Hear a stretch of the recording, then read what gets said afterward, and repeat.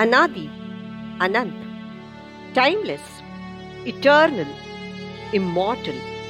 ऐसी थी हमारी स्वर साम्राज्ञी, स्वर कोकिला, स्वर्गीय लता मंगेशकर। मजरूर साहब ने लता जी के बारे में सही कहा है।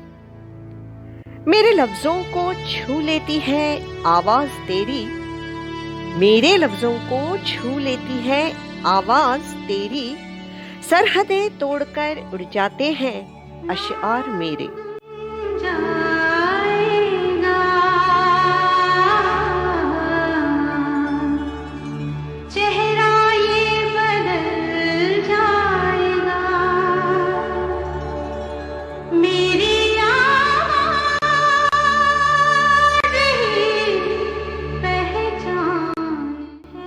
लता जी के गाए अनगिनत गीत हमारे जीवन के विभिन्न चरणों की यादें ताजा करते हैं।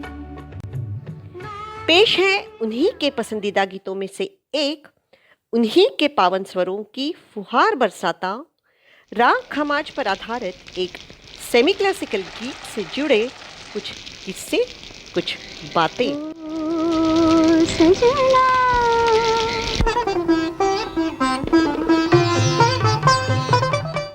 ना जियो ना, ये है इस गीत का बंगाली संस्करण। लता दीदी का गाया हुआ उनका पहला बंगाली गीत। कुछ नकारात्मक टिप्पणियों के कारण संगीतकार सलील चौधरी इस गीत की धुन से नाखुश थे। लता दी बंगाली भाषा से अनभिज्ञ थी और रिकॉर्डिंग के दिन उनकी तबीयत भी कुछ ठीक नहीं थी।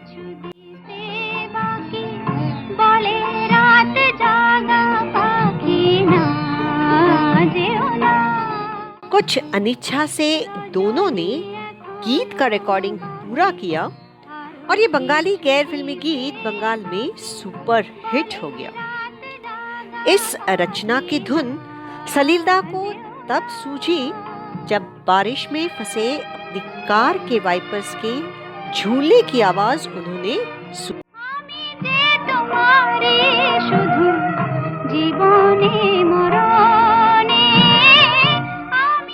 जाने माने हिंदुस्तानी गायक उस्ताद बड़े अली खान साहब के संग्रह में उनके मृत्यु के पश्चात इस गीत का एकमात्र गैर शास्त्रीय एलपी रिकॉर्ड मिला था। What an honor it was!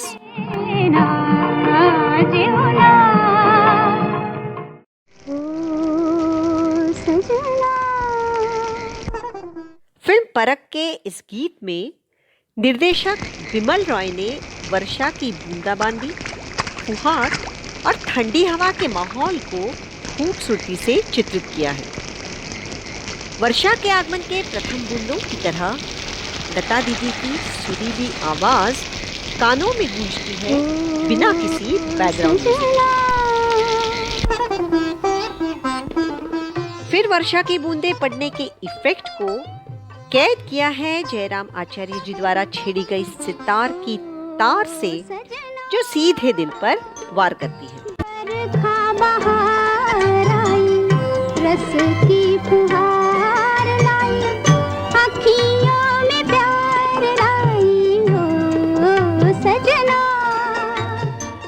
पेड़ पौधे और छत से टपकते बूंदों की आवाज और दृश्यों को खूबसूरत साधना के क्लोजअप शॉट्स के साथ उत्कृष्ट रूप से जोड़ा गया है।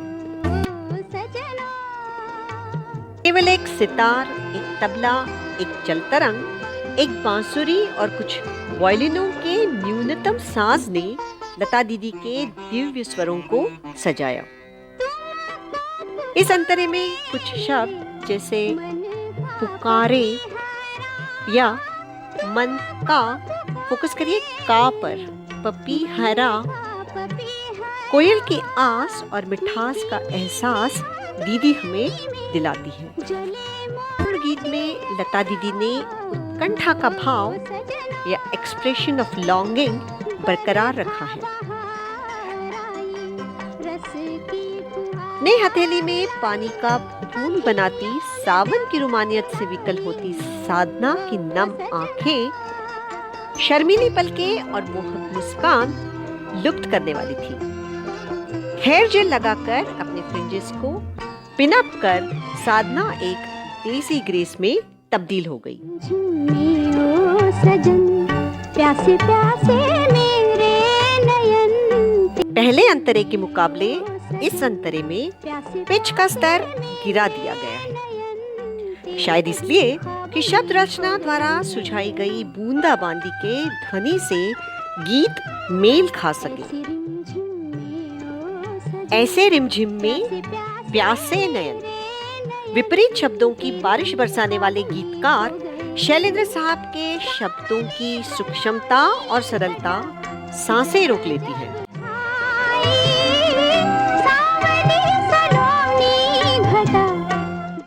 जिस तरह दीदी घटा ये शब्द गाती है वह शुद्ध जादू है। आवाज में उतार चढ़ाव, शब्दों के साथ की गई हरकतें और संगीत की बारीकियां लता जी के रियाज की लंबी उम्र और निसर्ग की दी गई दुर्लभ प्रतिभा दर्शाते हैं। पवित्रता और पूर्णता, मासूमियत और तीव्रता, अभिव्यक्ति और विद्वत्ता, उनके गायन के सभी अनमोल गुण इस उत्कृष्ट गायन के माध्यम से चमकते हैं। शैलेंद्र साहब के शब्दों की फुहार, सलीलता के ध्वनि सौंदर्य की बरसात, सादगी भरी लेकिन खूबसूरत साधना के अभिनय की प्यास और लता मंगेशकर की भावमधुर रस भरी आवाज के दुर्लभ संगम से बनी ये रचना दर्शकों के दिल में आज भी बहार लाती है। बारिश की बौछार गीत पर छिड़कने वाले सभी कलाकारों को अभिवादन। सारे सरले उरल मागना सोडून जाते गावरे अखेरचा तुला दंड। लता दीदी, सर्व श्रोत्यांकडून तुम्हाला अखेरचा दंडवत।